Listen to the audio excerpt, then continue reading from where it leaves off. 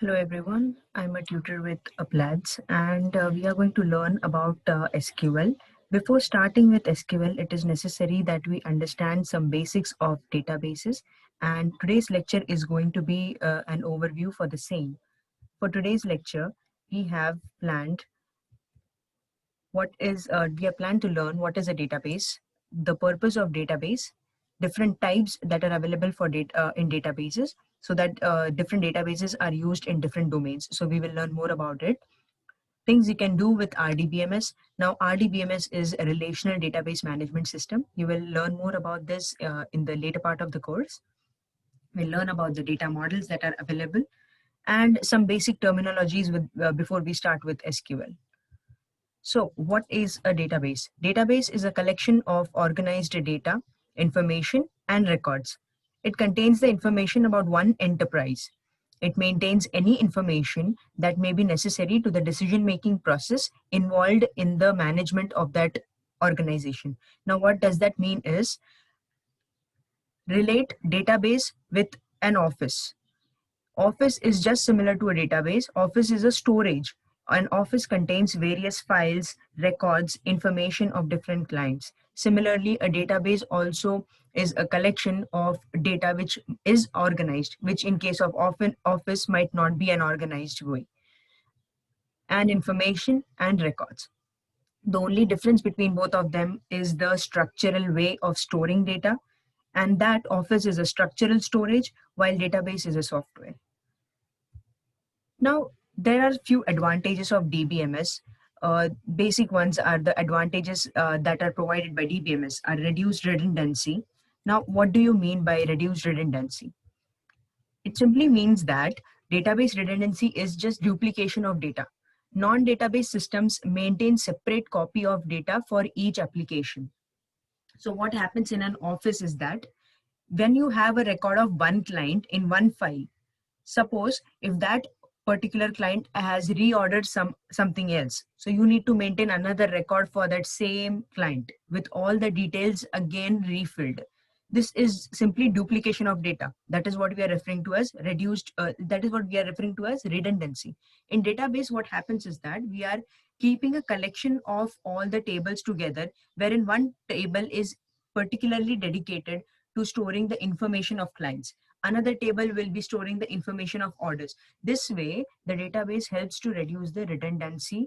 That means it avoids duplication of data, giving us better user experience. Now, second advantage, that is controlled data inconsistency. What exactly does this mean is that when the redundancy is not controlled, there may be occasions on which two entries about the same data do not agree. That is, one of them stores updated information and the other does not. At such times, the database is said to be inconsistent. Now, very good example for this would be in an office. Let's say for one client, we have two different files maintained. Suppose the address of that particular client has been updated. The official has updated only one file for that client, while the other file still shows the old address. Now here there is clearly a mismatch of address of that one client. So this is what is inconsistency, which is taken care of in a database because there is something called as cascading. So when we are updating one record of that one client, everywhere it is reflected at the very same time. There are some rules to do it, which we will learn more later in the course. But for now, this is how we can control data inconsistency if we are using a database. Next advantage of a database is a sharing of data, that is shared data. Now, what does this mean is that individual piece of data in the database may be shared among several different users, in the sense that each of those users may have access to the same piece of data and each of them may use it for different purposes. So now what happens here is that suppose we are working in a bank organization. Now, if I am updating some record from one branch of that bank that this particular user has deposited X amount, now this has to be updated in all my branches of that same bank because my account for that one particular customer is just one. And so data should also be updated. That's where shared data comes into the scenario, wherein I am sharing some data, I'm updating some data at one location, but the same is being reflected everywhere because it is accessible from anywhere. That really does not happen in case of office storage. Because what happens in office storage is that if I want to share some data, if I have updated some data, I'm not sure whether it is consistent or not. Again, this will cause data inconsistency. So that is a very big advantage of database. Next, what we have is standardized data. Now, the DBMS can ensure that all the data that is stored centrally follow the applicable standards. There may be certain standards laid by the company or the organization using that particular database. Similarly, there may be national or international standards. Standardizing stored data formats is particularly desired as an aid to data interchange or migration between systems. Now, what exactly the standardized data mean that there are some rules that we need to follow while storing data. That is not the case while we are storing data in an office. When we are physically storing some data, the company itself approves of some particular format. There could be a possibility that one client having two different orders have two different forms of or storage of data. Both of them are they're not inconsistent, but they both have different formats of storage. But that generally is not the case with database. There is only one form, there is one rule, there is one standard followed, due to which it becomes very easy for the other user to read data. And hence standardization is very important. Next, we are talking about is the secure data, security. Now, when we're talking about security, uh, when we're talking about data, it is more important that we concentrate on its security as well. Because when it comes to organization, let's say a company and some MNC, they have some data stored. Obviously, that data should not be leaked. So it is very much important that we take care of data security. For that, we definitely have some authorization or accesses which can be controlled by the admin for database. But that is not the case with an office. If your office is a storage of data, in that case, there is a possibility that there might be some data loss, there might be some file theft or some issues with that. So security is comparatively less in that area. But when we are talking about a database management system, it ensures data security and privacy by ensuring that the only means of access is through proper channel, and also by carrying out authorization checks, which might not happen in an office. Whenever access to sensitive data is attempted. So whenever you see that there is some access to sensitive data, there will always be some authorization checks being performed. Now, what does this data security term exactly refers to? Data security refers to protection of data against accidental or intentional disclosure to unauthorized persons or unauthorized modifications or destructions. Definitely, when I am running an organization or if I am running a company, I would not want my data should be shared accidentally or intentionally to any other party, to any other unauthorized party. And for that, we need to secure our data. Next is privacy of data. Now, security and privacy are very different terms.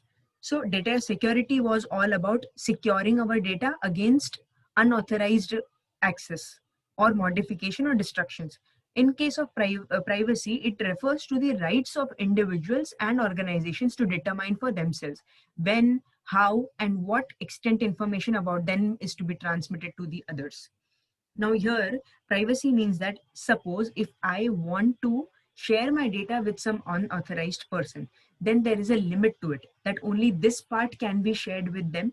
Above that, once that limit is breached, we cannot share any more data, because that actually breaches the privacy and the confidentiality of data. So security is a very good advantage of DBM database, because we have different softwares, we have different methods to secure our data, which might not be the case in case of an office or a physical storage. Next, we are talking about integration. So what exactly does integrated data mean? So when a database contains data employed by many different users, it is important that association between data items should not be destroyed. Hardware failures, and various types of accidents will occur occasionally. The storage of data, its updation, insertion procedures defined by the database are such that the system can easily recover from these circumstances without harm to the data. Now, this is the most important point, the integrated data. Suppose, for example, in your office, there is some leakage, some ceiling leakage, okay, due to which some files were destroyed. Now, some information is lost, which is not possible to recover because those files were pen and paper written, or maybe ink written or ink printed. But in that cases, the data will be lost. Retrieving or recovering from that phase becomes very difficult. But in case of databases, suppose if there is some hardware failure or there is some software failure, there are rollbacks possible. So let's say we are working in a bank organization. I started with a transaction, but due to hardware failure, I could not complete it. Now what that system will do is it will roll back my transaction. That is, if I was supposed to deposit 200 rupees, I was in the middle of the transaction wherein my 200 rupees was getting added to my previous balance. But due to hardware failure, that was not possible. So what exactly the system did was it rolled back, and now my account balance is same as it was before. Or probably it might commit it after that failure is recovered. But there is no midway that I have lost some data. There is always a fallback strategy available in case of database, which is very much necessary in the current pace of life. Now, next that we are going to talk about is the purpose of database. Now, I guess advantages has already covered that why exactly do we need to use a database. So database is the information that a person needs in his personal, business, social life. The power and purpose of information is not only in collecting and finding them, but more importantly in using them. So consider a company which has a lot of data. Any gaming company, it has a lot of data. To improve more on their game, they will have to check the historical data. Now, so they have collected the data, they have found the data. Now, how can they make use of it? For which we need past records to be available within one view. But in case of file structure, you must have seen, if you want to know, if you want to analyze data, it becomes very tedious. You have to read, you have to write, you have to search, manipulate, update the records, create a view so that everything is available in one section itself, which is a very difficult task, very tedious to do. But in case of database, there are simple queries that which we can use and probably manipulate our data and create a view of that, due to which the reading becomes easy, analyzing becomes easy. So that is the main purpose of databases. Even in growth of organization, database is very useful. Moving to next, there are two different kinds of database that we have. One is the structured database, other one is the free form database. Now, what exactly is a structured database? It is called the structured data in which a record or a file of information is arranged in uniform format. Now let's say if I have now we are not talking about database or file structure, just talking about the structure, how structural your data is being stored. Let's say in an office, there are some random files with some random records in it. This is a very unstructured way because I don't know when I want to search for a client, which file to exactly search for. But my every file has a name on it that this file is dedicated to this client. I exactly know how to search for it. That's where the structural part comes into the picture. Now, these databases are usually storage of information with similar entries, such as a list of persons born in a country, a medical database of patients' data, an inventory database of a company, and many others. So while I was explaining you that what is a database, I mentioned that it is generally created for one enterprise. That is what we are talking about. So when I talk about a company, a database is completely dedicated to the data of that company. You will never see that one database is storing data for two different companies. That will never happen. That's where the root of structure starts. So that is structured database. Now coming to free form database. Now this is a loose collection of information, such as those you will find on Google or on your World Wide Web, whatever. A collection of your documents in the computer made from several programs can be considered as free-form databases. So you can refer to free-form database as more of unstructured, but In this case, we are not very much concerned about finding that, because there is always an option of searching, which is much better and much faster than the normal database. So in case of Google as well, if you search for basics of database, you get 10 links available. But what is the reason behind is that you get the 10 links which are very much relevant to your search engine. That exactly is free form database. And those 10 links can be from any different companies or any different websites or any different portals. That does not matter. So this is all scattered, but still structured. So that is free form database. Now in types of database, now we just learned about kinds of databases. Now we are going to learn about types of databases. There are two different types of databases. One is operational, the other one is analytical. What is happening in operational is that it is a dynamic database that is used by any organization in its day-to-day operation. They are used to collect data, maintain, modify, and delete. They are also known as transactional database. Now let me give you an example. Consider a bank organization as an example for this particular slide. Here, this is an operational database, because what we are doing exactly there is every day, whoever is creating an account, we are updating our database. We are collecting data.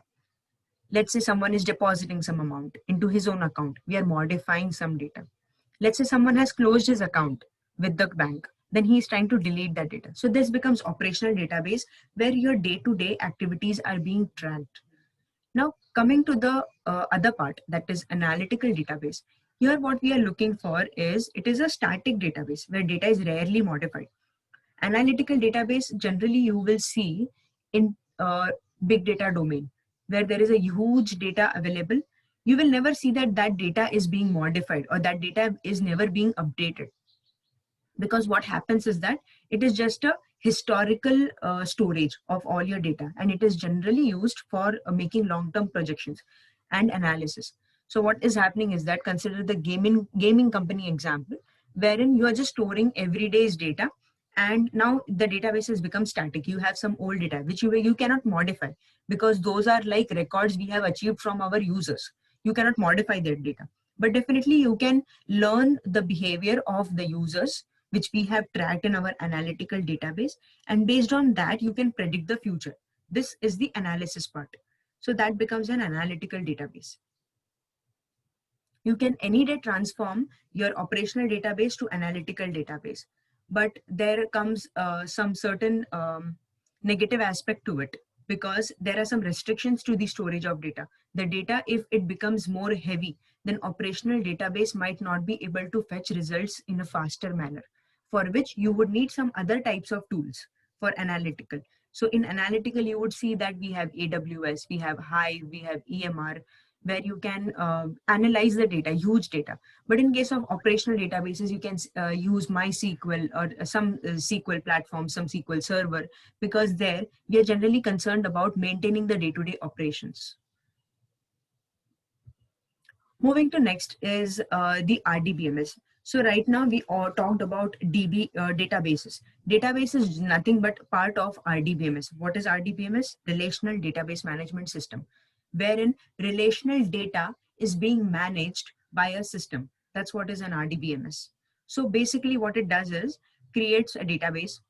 It stores some information. Whatever information is being stored, we can retrieve that. Now we have to manage that information so that none of them are leaked, or probably we have secured our information. So all that part is covered in information management. Next is information analysis. That is, whatever data we have, we probably want to do a little analysis on that for future prediction. And next, what we have is printing and sharing of information. Obviously, once we have created our view, we need to share our information with, let's say, the other levels of organization. So that's where it comes from. Next, we are going to talk about the basic flow. Now, what exactly happens is that relational databases is the root. So there is one database that is dedicated to one enterprise. Now in that one database, you will have n number of schemas based on number of users who are having access to that database. So you will have individual schemas. So let's say employee A is part of that particular organization and wants to have an access to that relational database. So that one schema will be created in his name. Similarly, there would be many others. Now tables are nothing but the information, the actual data that is being stored inside a schema. So this will always be the flow, and similar structure we would be following about SQL, its basic queries and all. Moving to next. Now, we have talked a lot about database, but it is really important that you know your data. And to know your data, it is important to understand what is data. So basically, it is a number or value found and stored in the database. Data is static because it remains the same until it is modified by a process.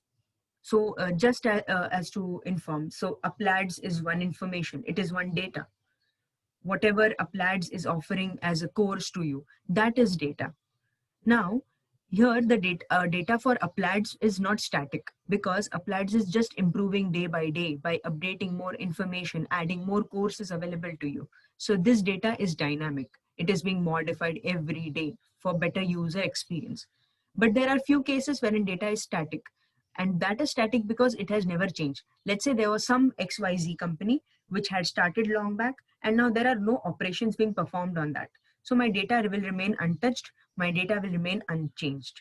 So that is the time when data becomes static. Coming to information, it is a data that has been processed, thereby making it relevant and meaningful to the person viewing it. Information is dynamic because it changes relative to the data stored in the database and could be processed in many ways. Now, this was a little complex. I will simplify the definition for you. Data was basically some raw kind of information that we had. Suppose this is, tell me the name of first 5 customers. This is information. The name of that customer is ABC. This is data. So there is a very thin line between data and information. Data is the exact value. Information is the meaning of that value. Next is null handling. These are some common terminologies that you will come across when you are using SQL. But before we start, generally that there is a perception that null values are generally referred to as 0 in the database, but that is not the case. Null means we don't know. So whenever you see that there is some null value against that particular client, so it does not mean that it was 0 or it is some blank value. It's just that we don't know. So what happens, consider an example for bank. In that, if you see that the mobile number against one particular client is null, now that does not mean that it is 0, or that does not mean that the user does not have a mobile number. It just means that we don't know the mobile number, or probably it is just not being updated in our database. That's the basic interpretation of null. And why null is very much important to understand is whenever you come across some queries, some outputs, if you try to run them, we have to understand the equalities of null values. Null compared with, null first of all cannot be compared with anything. Null and anything is null. So null cannot be compared to anything. Now next we'll talk about table. So we talked about relational databases, we talked about schemas, we also had table. Table is the main source where all your data is going to be stored. Now there is a small example that I have attached in the slide, you can refer to that.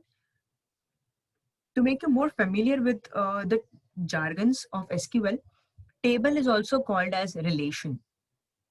Okay, why relation? We will understand more in the next lecture when we will talk about entity relationship diagram. That's where you'll understand that why it is called a relation. Next we have, as you can see, this is one table with 3 columns: customer ID, customer name, status. Okay, now when I say that these are columns, that is a very layman language. But in terms of SQL, those are also referred to as fields or attributes. So customer ID is a field, customer name is a field, status is a field, or you can say these are attributes. Now, similarly, we are defining columns. We also have rows in our database. As in this customer ID 1 with the customer name Google and active status, this is one row. Now in database, we don't refer to as row. There are two different terminologies for it. One is tuple and the other one is the record. So basically, more often in SQL, you will hear there are n number of tuples or records or rows with n number of fields or columns or attributes. And how to find a degree of a table.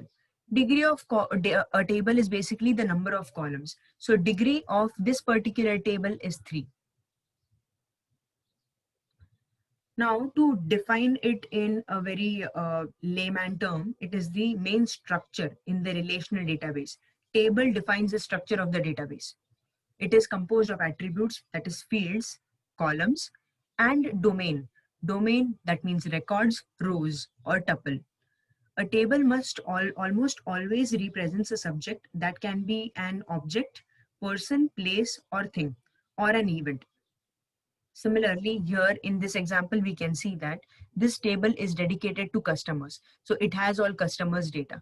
Similarly, we will have n number of tables that is also related to customers, but it is storing some other information of that customer. So these are tables. Next, as I've already explained to you, what is a record? A record is nothing but a tuple, nothing but a row, or just, it is basically referring to a specific person, place, thing, or an event. So as we had seen in our previous example, or even here, this particular row, this row is dedicated to Google. This row is dedicated to Amazon of our customer. This row is dedicated to Apple as our customer. So it is referring to some specific person, place, thing, or an event. Now this is particularly referring to a person, it is referring to a company, one single company. And there is some status here, which we are not sure. It is probably showing that if this company is currently active with us or not. Now it pertains to structure in the database table, representing a unique instance of a subject. Moving to next, we have views. Now we learned about table, but there is something which I was also using very consistently, that was views, that we need to create some views on our table to understand that what exactly our database is holding. Now this view is also referred as a virtual table. Why virtual? Because what is happening is that it is not holding data on its own. In case of table, it was holding the data on its own. This table is like a house. The records, the data is like the family members living in that house. While in case of view, this is simply, we can refer to it as a virtual table wherein the data is being retrieved from the base table just for display purpose. It is only used for display purpose. You will never see that whenever you have updated some information in your base table, the view has to be rerun so that the data is updated in view as well. What happens is that if you're deleting or modifying a record, that particular table will be updated. But to update the view, you have to rerun that part of the query to update the view as well. So to give a formal definition for this, it is known as the virtual table, just as we discussed. It is called a virtual table since it does not hold data on its own. Rather, it gets the data from the table which it is based on. And since it comes from other table, it is composed of several fields coming from one or more data. So what is happening here in the view is that, what is the purpose of view? Now let's say there are two tables. One is the customer table and the other one is the salary table. Okay, these are two different tables. Now, if I want to see a common view of all the salary of all the customers, of all our employees, let's say. Okay, now this is possible only when I join these two tables and create a view. So that's where view comes into the picture, where we are able to see data at one place from different sources, from different data sources. Now a relationship. Now what is this? That it is basically, just as I told you, for example, that there was customer table and then there was this salary table. I want to see a view of both the customers having what number of salaries. So for this, there has to be some joining condition, or there has to be some connection between these two tables. As in, how will I understand that which salary exactly in table B refers to which employee in table A? So there has to be some connection medium between them. That's where we are talking about relationship. And that is the end. Next lecture, we will also discuss about the basics of SQL,